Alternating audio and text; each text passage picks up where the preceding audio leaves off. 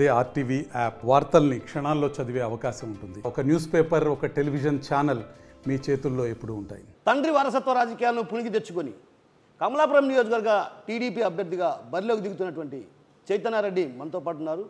అసలు ఆయన బలాబలాలేంటి, తండ్రికి రావాల్సిన టికెట్ అన్యూహంగా కొడుకు దక్కడం ఎలా చూడొచ్చు, కమలాపురంలో ప్రజల్లో ఎలాంటి ఆదరణ లభిస్తుంది, అసలు కమలాపురంలో నేను హ్యాట్రిక్ సాధిస్తానంటూ ఓవైపు స్థానికంగా ఉన్నటువంటి ఎమ్మెల్యే రవీంద్రనాథ్ రెడ్డి ధీమా వ్యక్తం చేస్తుంటే కమలాపురానికి ఒక సెంటిమెంట్ ఉంది. ఏదైతే మూడవసారి ఎవరు పోటీ చేసినా గెలిచే ప్రసక్తి లేదు, కానీ ఈసారి చైతన్యారెడ్డి గెలుస్తారా లేకుంటే రవీంద్రనాథ్ రెడ్డి గెలుస్తారా అన్న ఒక సందిగ్ధమైన పరిస్థితి కమలాపురం నియోజకవర్గం నెలకొంది. ఒక రకంగా ఆసక్తికరమైనటువంటి పరిణామాలు కూడా చోటు చేసుకుంటున్నాయి. వైసీపీ నుంచి వలసల పర్వం మొదలవుతుంది. ఇంతకీ ఆ వైసీపీ నుంచి వలసల పర్వం మొదలవుతున్నటువంటి తరుణంలో చైతన్యారెడ్డికి ఎలా ఉందన్నటువంటి విషయం ఆయన్ని అడిగి తెలుసుకుంటుంది. అన్న, ముందుగా మీకు నమస్కారం అన్న. నమస్తే అన్న. అండ్ హార్టీ కంగ్రాచులేషన్స్ అన్న. థ్యాంక్ యూ అన్న.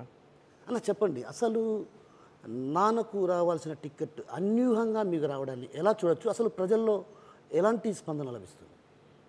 నాన్నకు రావాల్సిన టికెట్ ఒక రకంగా మాకు బాధాకరమైనా కానీ పార్టీ యొక్క ఆలోచనలు, పార్టీ భవిష్యత్ కార్యాచరణ అన్నీ దృష్టిలో పెట్టుకొని వాళ్ళు పార్టీలో ఎవరెవరు ఏ రకమైన సెగ్మెంట్లో అందరూ ఉండాలని చెప్పేసేసి ఒక కఠినమైన నిర్ణయం మాకైతే కఠినమైన నిర్ణయం పార్టీ తీసుకుంది. దానికి అనుగుణంగా మేము కూడా నడుచుకుంటామని చెప్పడం జరిగింది.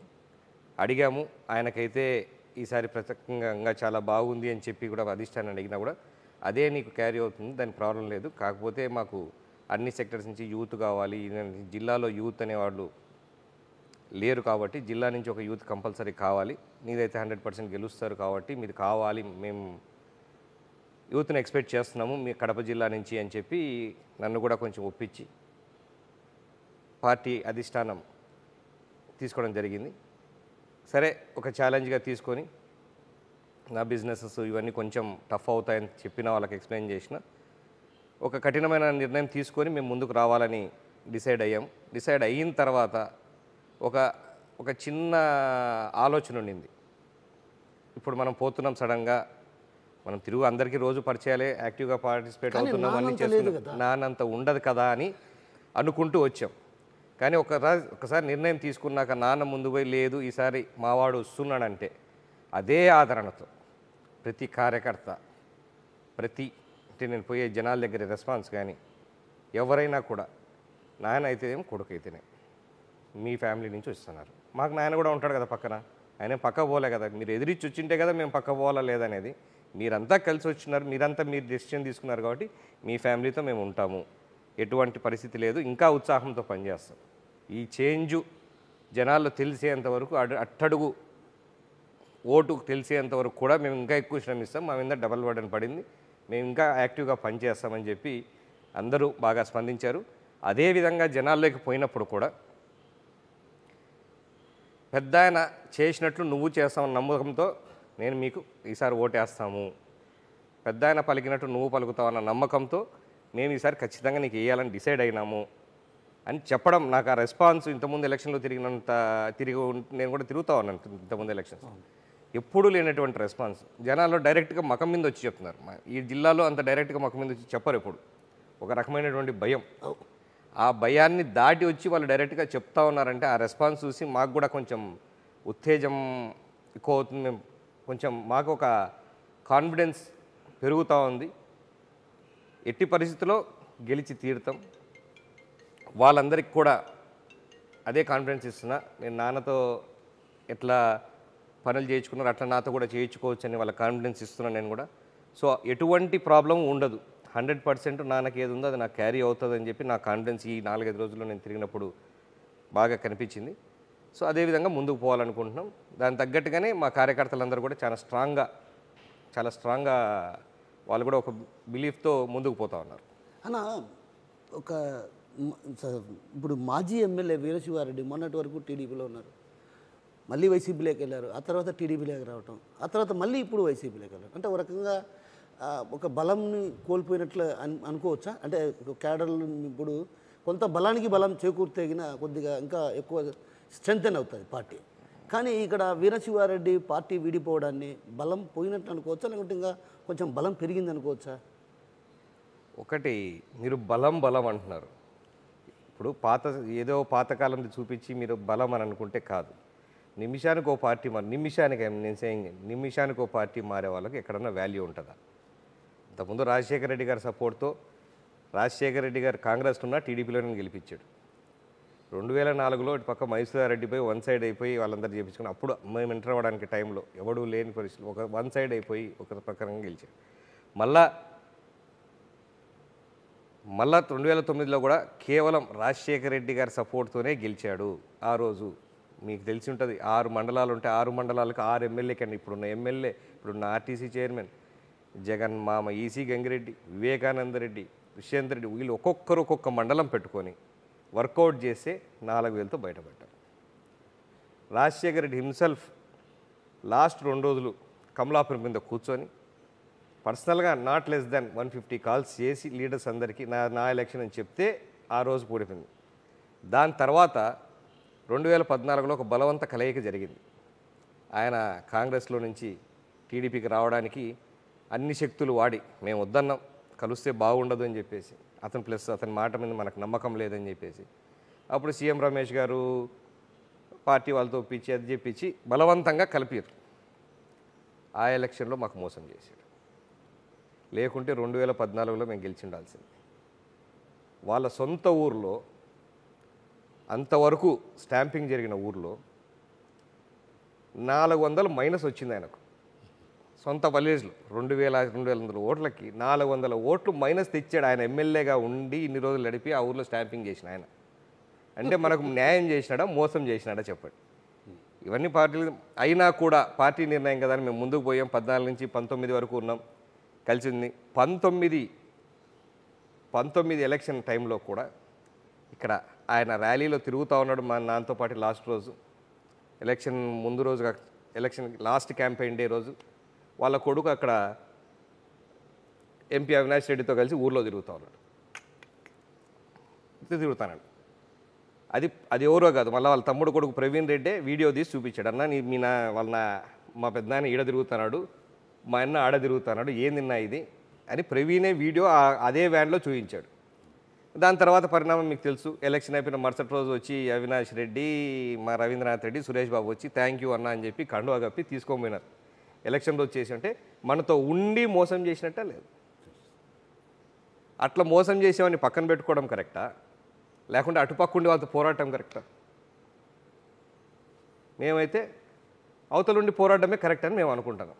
దగ్గరుండి నాకు చేస్తాడని చెప్పి మోసపోవడం కరెక్టా? అసలు ఆయన సొంత ఊర్లో కూడా ఒక రకంగా అదే చెప్తాను.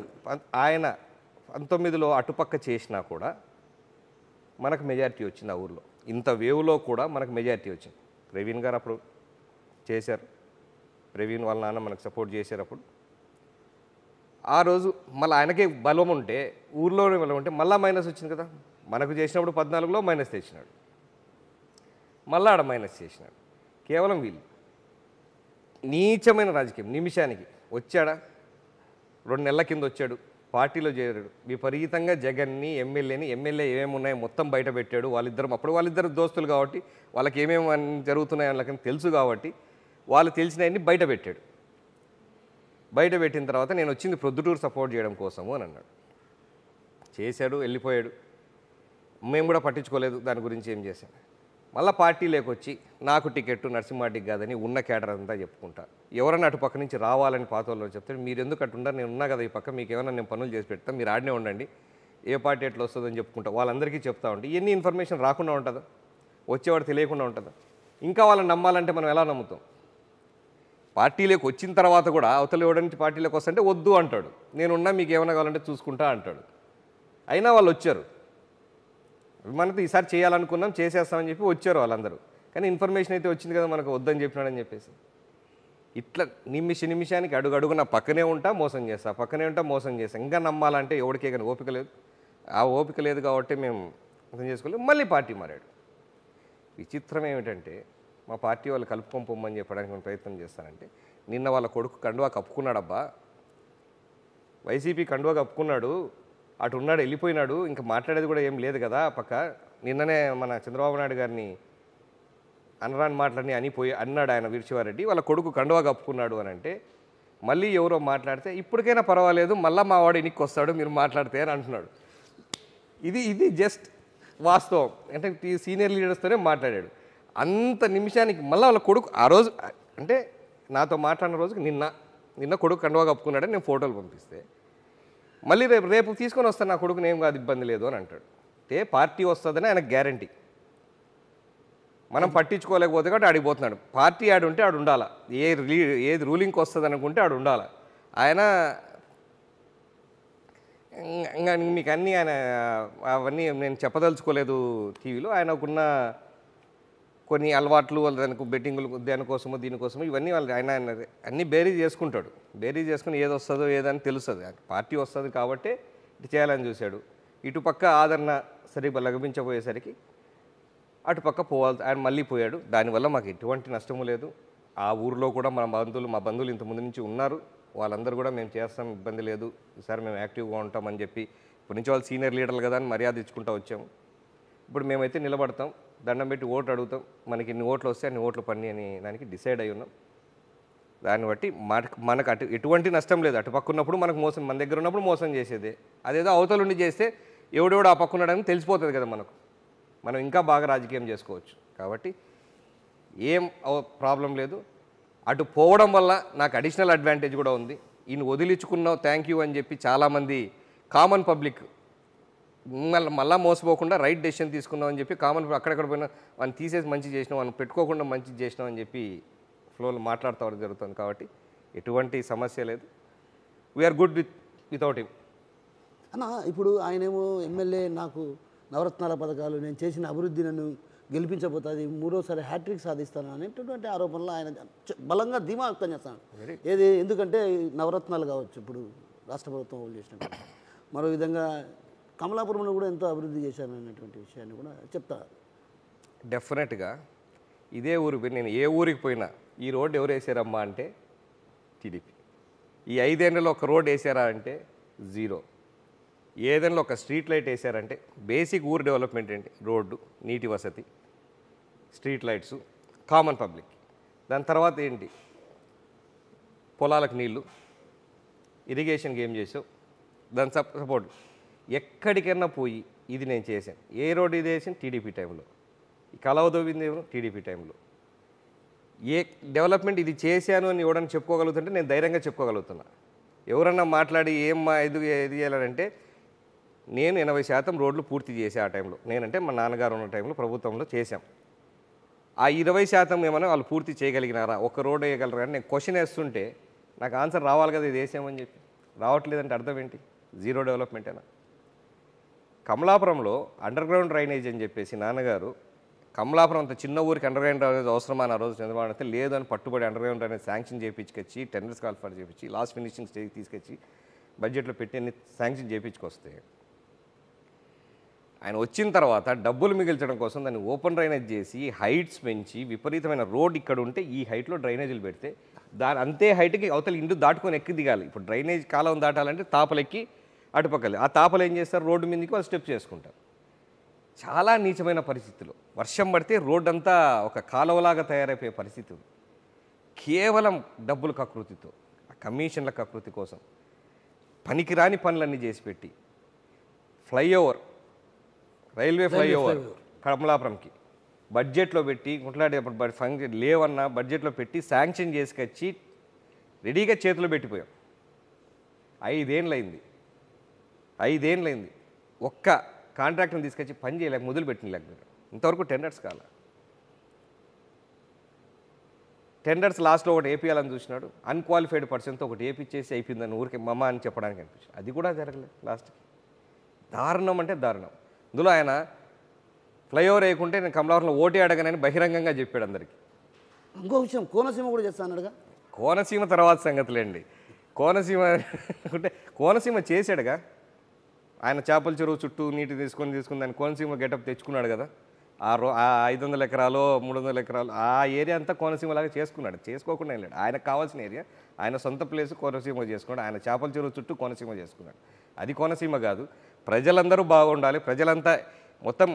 మా ఎయిమ్ ఏంటంటే ఇప్పుడు నుంచి కదా, లాస్ట్ టైం ఫైట్ చేసి చేయలేకపోయింది గవర్నమెంట్తో, నాన్న ఫైట్ చేసి, మా గవర్నమెంట్ ఉన్నప్పుడు కూడా చంద్రబాబు గారితో ఫైట్ చేసి కూడా మనం చేయలేకపోయింది. దాన్ని నేను ఈసారి ఖచ్చితంగా చేస్తా అని చెప్పి చంద్రబాబు నాయుడు గారి దగ్గర మాట తీసుకునింది. మొన్న రా కదలరా మీటింగ్లో కూడా చంద్రబాబు నాయుడు కూడా అన్ని 1,00,000 మంది పైన ముందు కూడా నేను ఈసారి పంట కాలువలు తవ్విస్తా, సర్వరాయ సాగర్ నుంచి GNSS కాలువని చెప్పించేది ఆ ఒకటి. ఆ 2 పంట కాలువలు తవ్విస్తే మా 6 మండలాలు సస్యశ్యామలు అవుతాయి. మా మెయిన్ ఎయిమ్ సర్వరాయ సాగర్ నుంచి పంట కాలువలు తవ్వాలి, GNSS కాలువ నుంచి పంట కాలువలు తవ్వాలి.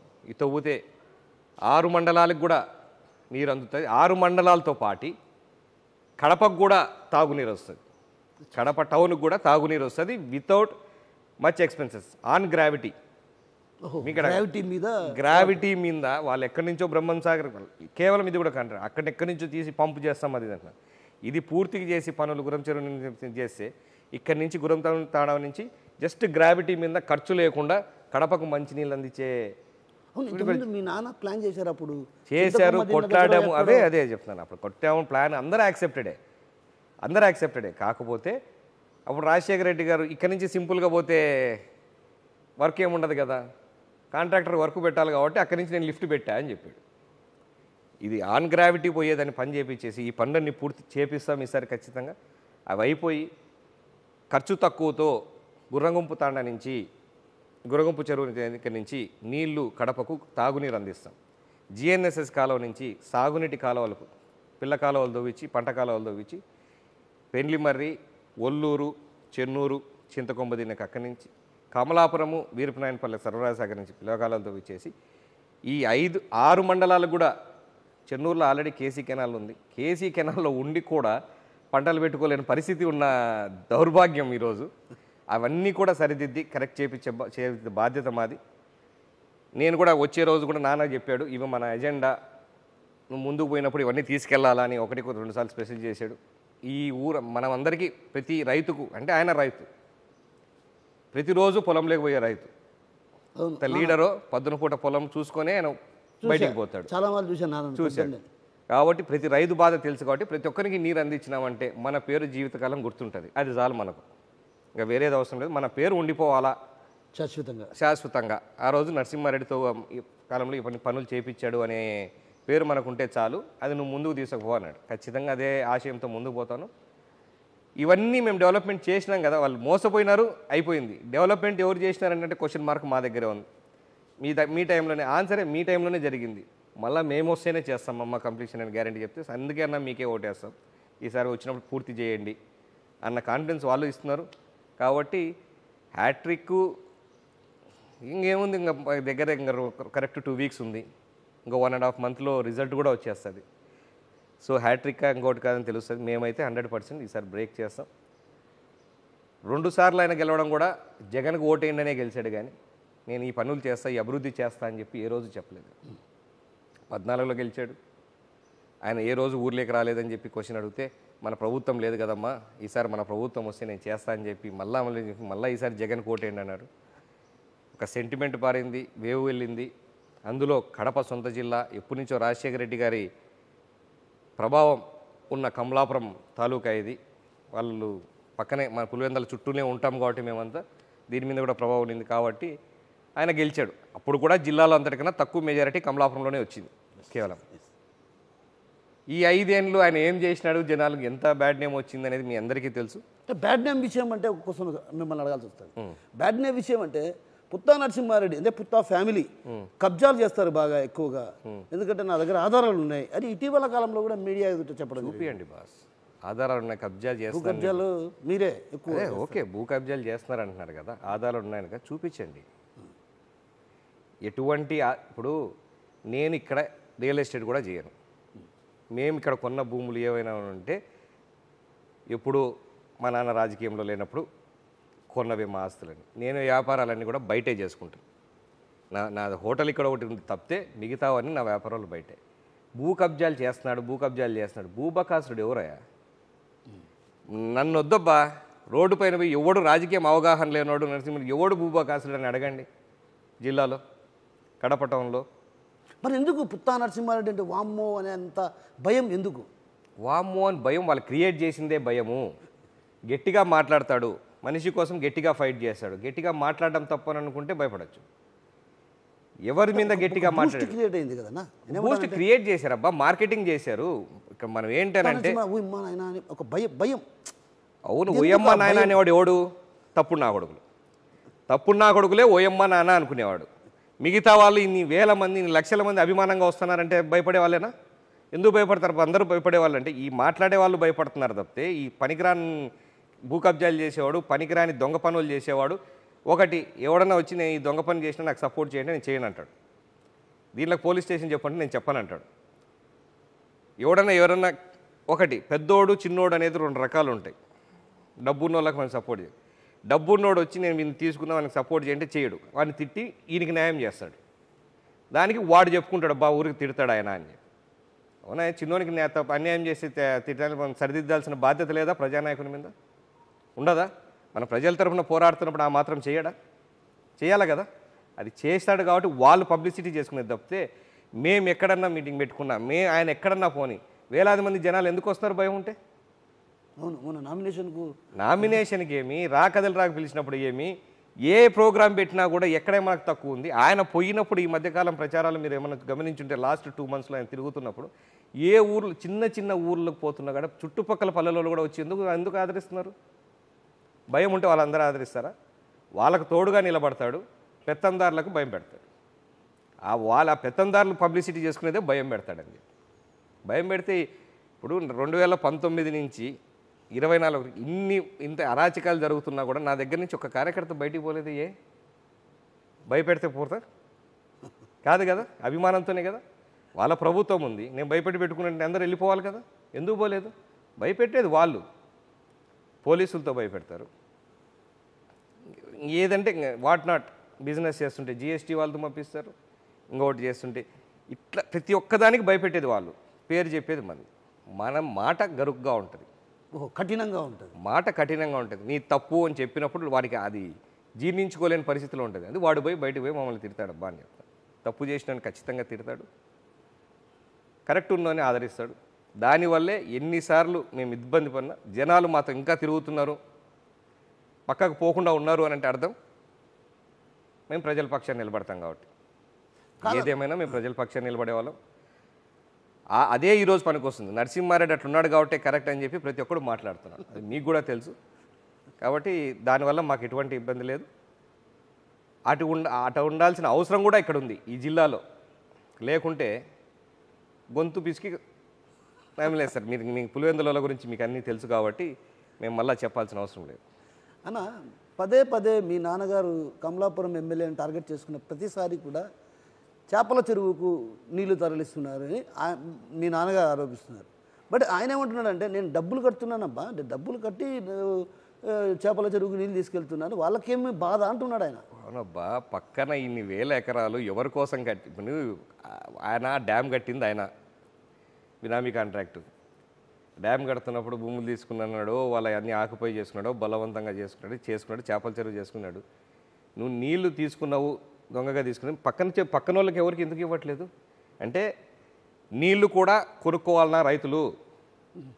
నీళ్ళు కూడా ఇప్పుడు కొనుక్కునే పరిస్థితి. మరి ఆయన చెప్పింది నేను డబ్బు కట్టి తీసుకుంటున్నానంటే మిగతా వాళ్ళు డబ్బు కట్టలేదని వాళ్ళకి ఇవ్వట్లేదనే కదా అర్థము. మిగతా రైతులకు ఎందుకు పోవట్లేదు నీళ్లు? మిగతా రైతులకు నీళ్ళు ఎందుకు పోవట్లేదు చెప్పండి? పిల్ల కాలువలు, పంట కాలువలు లేవు. మరి ఆయనకి ఎట్లా వచ్చింది? ఆయనకి ఎక్కడి నుంచి వచ్చినాయి సార్? సర్వరాయ సాగర్ నుంచి నీళ్ళు వస్తున్నాయి అన్నాడు కదా, నేను డబ్బు పెట్టి తీసుకున్నానని మీరే అంటున్నారు కదా, ఆయన అన్నాడని అంటున్నారు కదా. సో డబ్బు పెట్టుకుంటే పిల్ల కాలువలు ఆయనకి ఇస్తారు, లేదంటే మిగతా రైతులకు ఇవ్వరా? గవర్నమెంట్ ఏంటి రైతులు ఇదే జరుగుతుందా? ఏమన్నా వైసీపీ గవర్నమెంట్లో డబ్బులు కట్టిన వాళ్ళకి మేము కాలువలు దోపిస్తామని ఏమన్నా ఉందా? కానీ అదే చెప్తున్నాడు ఆయన, అదే ఇన్ఫర్మేషన్ పాస్ చేద్దాం అనుకుంటున్నాడా? చాలా పొరపాటు. ఎక్కడన్నా రైతుకు డబ్బు తీసుకుని కాలువల్లో నీళ్ళు ఇచ్చేది ఉందా సార్? ఎన్ని పొరపాటు. ఫ్యాక్టరీలు ఇవ్వాలి, దానికి ఎక్స్పెన్సెస్ పే చేస్తున్నారు, భారతీకి పోతుంది.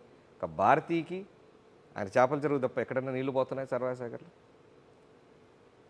3 TMC ఉన్న నీళ్ళు పూర్తిగా నింపలేని పరిస్థితి, ప్రాజెక్ట్ సరిగ్గా లేదు కాబట్టి. దాంట్లో ఉన్నన్ని లోటుపాట్లు ఏ ప్రాజెక్టులో ఉండవు. మేము ఆ రోజు రైతులకు ఇది పూర్తి చేయలేదు, నేను ఒప్పుకోవడానికి మేము అబ్జెక్షన్ చెప్తా ఉంటే వీళ్ళు కమిషన్ల కోసం కకృతుపడి బాలేదని చెప్తా ఉన్నారు, ఈ బ్రహ్మాండంగా ఉందన్నాడు. అదే ఊర్లో వాళ్ళు అది రోజు నమ్మింది. ఈ రోజు వాళ్ళు తిట్టుతున్నారు, ఊటలు వస్తున్నాయి, కరెక్ట్, ఎగ్జాక్ట్లీ. ఊటలు వస్తున్నాయి. వెళ్ళాము అక్కడికి, లేదు మీరు చూశారు, ఊటలు వస్తున్నాయి. మేము ఈ పని నీట్గా చేయండి, చేసేది ఒకవేళ పొరపాటున ఏం జరిగితే ఊర్లు ఖాళీ అవుతాయి. కింద దిగువన ఇందుకూరు, కొత్తపల్లి ఈ ఊర్లన్నీ ఉన్నాయి, ఖాళీ అవుతాయి, పూర్తిగా ప్రాణ నష్టం కూడా జరిగే అవకాశం ఉంది. దీన్ని నీట్గా చేయండి అని 1-2 సార్లు వీడియోగ్రాఫర్లు, ప్రెస్ వాళ్ళు అందరినీ తీసిపోయి లోటుపాట్లు చూపించాం. మేమేమి అరేసి అడ్డం పడలేదు కదా, అది అడ్డుపాట్లు మేము కూడా చూశాను. అవి ఏమీ లేకుంటే, లోపాలు లేకుండా ఉంటే ఏం లోపం ముందు చూపించు అని డైరెక్ట్గా మాట్లాడిండొచ్చు కదా. ఎంతసేపు కమిషన్ల కోసం అడ్డుపడుతున్నాడు, కమిషన్ కోసం అడ్డుపడితే గుంతలు ఉంటాయా?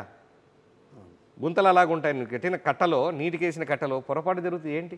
ఇప్పుడు అదే ఊటలతో కొన్ని 100 ఎకరాలు వాళ్ళు పండించుకోలేని పరిస్థితి చూసాం ఉంది. అది కూడా కాంట్రాక్టర్ ఆయనే, ఆ కాంట్రాక్టర్ ఆయనే. ఇప్పుడు కాలువ కాంట్రాక్ట్ మళ్ళీ ఆయన తీసుకున్నాడు, వేరే వాళ్ళని సబ్బర్క్ ఆయన తీసుకొని ఎక్కడెక్కడ నీట్గా మట్టి వస్తుందో తవ్వుకున్నాడు. మిగిలిన చోటంతా వదిలేసి నాతో కాదని చెప్పి మెయిన్ కాంట్రాక్టర్ మీద బర్డెన్ వేసాడు. రాయి వచ్చే దగ్గర, ఈడొచ్చే దగ్గర తవ్వకుండా పని చేసుకొని, మట్టి వచ్చే దగ్గర తవ్వేసి అదొకటి బిల్లు చేసేసుకొని కాంట్రాక్టరుగా పని కాల, పనులు పూర్తిగా అయిపోయినాయి. చాలా అంటే ఇప్పుడు నేను చెప్పాల్సిన అవసరం లేదు, మీకు కాబట్టి పబ్లిక్ జనరల్గా తెలియాలేమో, కానీ మా కమలాపురం ప్రజలకైతే ప్రతి ఒక్కరికి ఆయన గురించి తెలుసు, ఆయన అరాచకాల గురించి తెలుసు. ఇన్ని రోజులు జగన్ ముసుగున జగన్ కోటేయండి అని చెప్పి కలుసుకుంటూ వచ్చాడు. ఈ 5 ఏళ్లలో జగన్ గారిని చూశారు, ఈయనను చూశారు. ఈయన చూసిన తర్వాత ఎవరే కానీ ఇంకా ఆయనకు ఓటు వేయకూడదని డిసైడ్ అయ్యాడు. అవును, ఇప్పుడు ఇటీవల కాలంలో మనం చూస్తే నాన్నగారు ఎక్కడన్నా వెళ్తే ప్రచారం వెళ్ళినప్పుడు ఆయన దగ్గరకి కొంతమంది వైసీపీ నేతలు కూడా చేరటం జరిగింది. సో ఇది ఒక రకంగా బలం పెరిగినట్లేనా? కొంచెం కాదు. మాకున్న 96 పంచాయతీలు 77 పంచాయతీల్లో చేరినారు. ఇంకా మిగిలిన ఒక 7-8 పంచాయతీల్లో ఈ రాబోయే కాలంలో కూడా చేరే వాళ్ళు ఉన్నారు. స్పందన అలా ఉంది. ఈసారి ఆయన మీద యాంటీ ఉంది. ఆయన చేసిన అన్యాయాలు గుర్తు తెచ్చుకున్నప్పుడు వాళ్ళు ఇప్పుడు చూసినా ఆయన నిజస్వరూపము ఎలా అంటే ఏదన్నా పోయి పని అడిగితే నా కోటేసినారా జగన్ కదా, పోయి జగన్ అడుగుపో అనే పరిస్థితి ఆయన నోట్లో నుంచి వచ్చింది. అంత దారుణమైన పొజిషన్ ఉంటే ఇంకా ఉంటారు వాళ్ళ దగ్గర. ఇంకా కొద్దిమంది లీడర్లు మిగిలి ఉన్నారేమో కానీ జనాలు అయితే లేరు. అంటే మీరు అనేది ఏంటంటే నేరుగా నేతలతోనే ఆ మాట అన్నాడు. ఏది మీరు నాకు బేలా జగన్ గెలిచారని? అవును, జగన్కి కదా మీరు ఓటేసింది. ఎమ్మెల్యేగా ఆయన గెలిపిలేదా? అదే జగన్ చూసి ఓటేసినారంటే ఇప్పుడు అందరూ జగన్ చూసి ఓటేసినామని టాక్ ఆయన మీద ఉంది. ఆయన చూసి లేదు, జగన్ చూసింది. ఆయన ఫ్రస్ట్రేషన్లో ఆ మాట కూడా అనేసాడు కొద్దిమంది లీడర్ల దగ్గర. కాబట్టి అంటే వాళ్ళు మేము డైరెక్ట్ జగన్ దగ్గరికి పోతామన్న లీడర్లు కొద్దిమంది ఉంటారు, చిన్న లీడర్లు, ఎప్పటి నుంచో పాతకాలం నుంచి పులివెందుల వాళ్ళతో టచ్ ఉన్న వాళ్ళు ఉంటారు. వాళ్ళ దగ్గర నువ్వు నన్ను చూసి ఓటేసినావు, జగన్ చూసి కదా ఓటేసిందని డైరెక్ట్ వాళ్ళ మక్కం మీద వేసినావు. జరిగినాయి. ఇంకా దాని గురించి మనం పూర్తి ప్రస్తావన చేసుకుంటూ పోతుంటే రోజంతా కూడా సరిపోదు. కాబట్టి ఆయన గెలిచే పరిస్థితి లేదు. ఆయన మీద జనాలకు ఒక అవగాహన వచ్చింది. కేవలం డబ్బుతో ముందుకు పోవాలని చూస్తున్నాడు. జనాలు దాని మీద ప్రభావితం చూపరు. వాళ్ళు మైండ్లో ఒకసారి డిసైడ్ అయినారంటే అది ఎంత మాత్రం ప్రభావితం జరగదు. ఖచ్చితంగా ఈసారి టీడీపీని గెలిపిస్తారు, మమ్మల్ని గెలిపిస్తారని చెప్పి నేను అనుకుంటాను. అంటే ఇప్పుడు ఎన్నికల సందర్భంగా కొంతమంది మీకు బాగా అనుకూలంగా పనిచేసే నేతలపైన కేసులు పెట్టి బైండ్ ఓవర్ కేసులు పెడితే ఎలా ఎదుర్కొన్నారు? అలవాటు పడిపోయారు. ఇది కొత్త కాదు మాకు. వీళ్ళు ఎప్పటి నుంచో 2009 నుంచే అలవాటు పడ్డారు. 2009 నుంచే తప్పుడు కేసులు, బైండ్ ఓవర్ కేసులు. మా దగ్గర ఉన్న కార్యకర్తలందరూ ప్రిపేర్డ్ ఫర్ ఎవ్రీథింగ్. కేసులైనా సరే, ఇంకేమైనా సరే పోరాటం చేస్తారు. నిన్న కూడా కోటంలో మా ఏజెంట్ నిలబడతారంటే వాళ్ళ మీద కారం పొడి కట్లో జల్లి కొట్టి, పొరపాటున పక్కన జనాలు తొందరగా రియాక్ట్ అయ్యి వాళ్ళు రాయలు తీసుకుని రావడం వల్ల వాళ్ళు పారిపోయారు. కానీ చంపడానికి వచ్చారు. అంటే ఒక యుద్ధ వాతావరణం తలపిస్తుందంటారు ఈసారి ఎన్నికలు. యుద్ధ వాతావరణం కనిపించదని పోలీసులు గట్టిగా ఈసారి బాగా చేస్తారని నేను అనుకుంటున్నా. వాళ్ళ మీద నమ్మకం పెడుతున్నా. ఎలక్షన్ కమిషన్ కూడా చాలా స్ట్రాంగ్గా చేయాలని చెప్పి మళ్ళీ వాళ్ళకు కూడా కొన్ని రిక్వెస్ట్ కూడా పెడతాను నేను. ఎందుకంటే కోగటంలో జరిగిన ఘటన చూసుకుంటే ఆ ప్రాంతంలో కూడా కోగటంలోకి ఎవరు వెళ్ళలేని పరిస్థితి కదా, అదర్ పార్టీస్. ఇప్పుడు ఏదో మీకు కొంతమంది అక్కడ మీ పార్టీలో చేరిండొచ్చు, కానీ బట్ ఏదంటే అక్కడ ఉన్నటువంటి ప్రాబల్యం ఉన్నటువంటి మాజీ బయట వాళ్ళు అవసరం లేదబ్బా. నాకు ఆ ఊర్లో మా వాళ్ళే ఉన్నారు, ఆ ఊరోళ్ళే కూర్చుంటారు. బయట వాళ్ళు పోయి కూర్చోవాల్సిన పని లేదు. గొడవలు జరిగితే ఎలా చూడొచ్చు? గొడవలు జరగకుండా ఉండడానికే కదా పోలీసు వాళ్ళు మనం రిక్వెస్ట్ చేస్తాం. అది ప్రతిరోజు మనం ఎలక్షన్ కమిషన్కి రిప్రజెంట్ చేస్తాం. అయినా గొడవలు జరుగుతాయి, వాళ్ళు కంట్రోల్ చేయలేకపోయినా ఎదుర్కోవడానికి మేము సిద్ధంగా ఉన్నాం. మేమేమి కాదులు ముడుచుకొని తెలుసుకోలేదు, మేము ఎదుర్కోవడానికి సిద్ధంగా ఉంటాం. ఎటువంటి పరిస్థితుల్లో కూటమిలో మాకు ఈసారి ఇబ్బంది ఉండదు. వీరశివారెడ్డి భయానికి ఎవరు భయపడే పరిస్థితి ఉండదు. అన్న చివరి ఒక మాట అడిగి క్లోజ్ చేస్తాను. మీ గెలుపుకు అనుకూలించే అంశాలు ఏంటి? ఆయన ఏమి చేయలేకపోయారు? ఇక్కడ ఇచ్చినటువంటి హామీలు ఏంటి? ఆ హామీలు ఏమి చేయలేకపోయారు? మీ గెలుపుకు అనుకూలించే అంశాలు ఏంటి? మా గెలుపుకు అనుకూలించే మొట్టమొదటిసారి పుత్తా నరసింహారెడ్డి మాట ఇస్తే నిలబడతాడు. కానీ నిలబడింది పుత్తా కాదు కదా. చెప్పేది వినండి, అయిపోయింది. పుత్తా నరసింహారెడ్డి మాట ఇస్తే నిలబడతాడు. ఆయన కొడుకు కూడా అదే బాటలో నడుస్తున్నాడని నమ్మకం. నన్ను చూసిన వాడు ఎవడైనా కూడా, దగ్గరగా చూసిన వాళ్ళందరికీ అది తెలుసు. నేను కూడా మాట్లాడతాను. పుత్తా నరసింహారెడ్డి కొడుకైనా మాకు అదే పరిస్థితిగా పలుకుతాడు. జనాలకి చిన్న చిన్నోళ్ళైనా పెద్దోళ్ళైనా ఎవరికైనా న్యాయం నీతి ఉన్న దగ్గర ఉంటాడు. 1. 2, అభివృద్ధి చేసింది తెలుగుదేశం హయాంలోనే. ఈ 5 నెలల్లో అభివృద్ధి 0. మళ్ళీ అభివృద్ధి జరగాలనంటే తెలుగుదేశం రావాలని చెప్పి పార్టీ కోసం జరగడం. 3, యువత భవిష్యత్తు. యువత ఎంత మోసపోయిందో అందరికన్నా బాగా అవేర్నెస్ ఉన్న వాళ్ళు ఇప్పట్లో యువత. వాళ్ళందరూ కూడా ఒక వన్ సైడ్గా ఫిక్స్ అయి ఉన్నారు. మా కలిసి వచ్చే అవకాశం అదొక అనుకూలమైన అంశము. మేము కూడా ఇప్పుడు లోకేష్ ఖచ్చితంగా ఈ అబ్బాయి కావాలి, లోకేష్ గారు మా పార్టీ జనరల్ సెక్రటరీ గారు, ఈ అబ్బాయి కావాలి అని చెప్పినారంటే డెవలప్మెంట్ అయ్యేదానికి కమలాపురం నుంచి ఎక్కువ ఆస్కారం ఉంది, యాక్సెస్ ఉంటుందని చెప్పి జనాలు ఇంకా నమ్మడం. అది నాకన్నా ఎక్కువ వాళ్ళు రియలైజ్ అయ్యి నాతో చెప్పడం, మిమ్మల్ని స్పెషల్గా అడిగి చేసుకున్నారు యూత్లో అంటే మీకు ప్రాముఖ్యత ఉంటుందేమో, మీకు మా కాన్స్టిట్యున్సీ బాగా డెవలప్ చేయండి సార్, మా దగ్గర ఇండస్ట్రీస్ తెచ్చేదాన్ని చూడండి సార్, మన దగ్గర కోపర్తి దగ్గర అని యూత్ దగ్గరికి వచ్చి, మనం పోయి యూత్ని మాట్లాడేది వేరు, వాళ్ళు వచ్చి ఇండస్ట్రీస్ వచ్చేదానికి చూడండి, చాలామంది అన్ఎంప్లాయ్మెంట్తో బాధపడుతున్నారు, ఈసారి మా మద్దతు అంతా మీకే ఉంటుందని చెప్పుకుంటూ వచ్చి చేస్తూ ఉన్నారు. కాబట్టి ఆ పాజిటివ్ అప్రోచ్ అయితే వెళ్తుంది. కాబట్టి ఇవన్నీ మాకు అనుకూలించే అంశాలు. ఖచ్చితంగా వారి మాట కూడా మేము నిలబెట్టుకుంటాము అన్న మా మీద నమ్మకం అన్నిటికన్నా ఎక్కువగా. ఎన్ని అంశాలతో తెలుగుదేశం గెలుస్తుంది, ఇక్కడ కమలాపురంలో మేము కూడా గెలుస్తున్నామని చెప్పి తెలియజేసుకోండి. అన్న ఒక చిన్న విషయం అడగడం మర్చిపోయాను.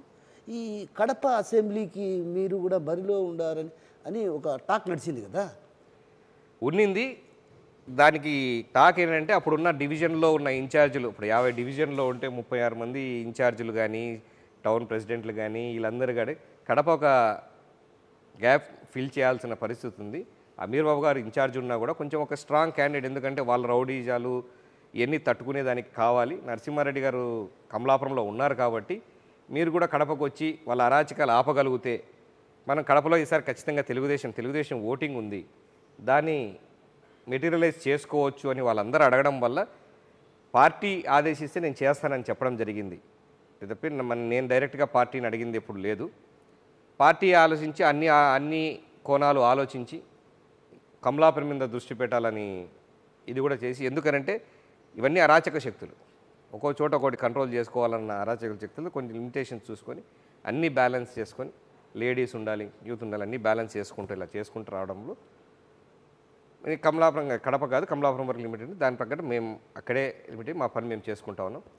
అనూహ్యంగా ఈసారి నాన్నగారికి కాదు, నాకు యూత్ ఎక్కడా లేదు, యూత్ కావాలా అని చెప్పి సార్ కూడా ఒక చెప్పడం జరిగింది. ఆయన ఆదేశాల మేరకు మేము ముందుకు పోవడం జరిగింది. అన్న కడపలో కూడా మీకు కొంత క్యాడర్ ఉంది, క్యాడర్ కూడా మీరు ఎలాంటి ఆదేశాలు ఇవ్వబోతున్నారు? పార్టీ క్యాడర్ అంతా కూడా గట్టిగా ఈసారి తెలుగుదేశం ప్రభుత్వం తీసుకురావడానికి ప్రయత్నం చేయాలా, ఈసారి తెలుగుదేశాన్ని గెలిపించుకోవాలి. ఎట్టి పరిస్థితుల్లో మనకు కడప అభివృద్ధి చెందాలంటే ప్రతి ఒక్కడు కూడా మన క్యాడర్ వాళ్ళు, మాకు తెలిసిన వాళ్ళందరికీ మేము చెప్పుకున్నాం, అందరూ కూడా కష్టపడి తెలుగుదేశం పార్టీని గెలిపించాలా. ముందు మనం పార్టీలో గెలిస్తే డెవలప్మెంట్ జరుగుతుంది. వాళ్ళ అరాచక పాలన ఒక్కసారి అంత ముందుతే జనాలు మన డెవలప్మెంట్ చూసినారనంటే ఇంకెక్కడికి పోరు, డెవలప్మెంట్ చేసి చూపిస్తామని ఒక కాన్ఫిడెన్స్ మాకు ఉంది. కాబట్టి ప్రతి ఒక్కరికి ఆల్రెడీ చెప్పి ఉన్నాము, ప్రతి ఒక్కరికి ఆల్రెడీ కష్టపడుతూ ఉన్నారు, వాళ్ళతో పాటు మాధవిరెడ్డి గారితో పాటు కలిసి తిరుగుతూ ఉన్నారు. కాబట్టి ఈసారి కడపలో కూడా విజయం సాధిస్తామని చెప్పి అనుకుంటున్నాను. Thank you very much. So మొత్తం మీద ఏదైతే పుత్తా నరసింహారెడ్డి అన్యూహంగా తనకు టికెట్ లభించినప్పటికీ కూడా తండ్రి వారసత్వ రీత్యా పునిగి తెచ్చుకున్నటువంటి ఏదైతే రాజకీయాలు ఉన్నాయో వాటికి అనుగుణంగానే పనిచేస్తాను, ఎమ్మెల్యే రవీంద్రనాథ్ రెడ్డిపై ఉన్న వ్యతిరేకత తనకు అనుకూలమైన అంశంగా భావిస్తున్నాను. ఎందుకంటే గతంలో 2 సార్లు కూడా ఆయన ఎమ్మెల్యేగా పోటీ చేసి కమలాపురం నియోజకవర్గాన్ని అభివృద్ధి పందంలో నడిపించలేకపోయారు.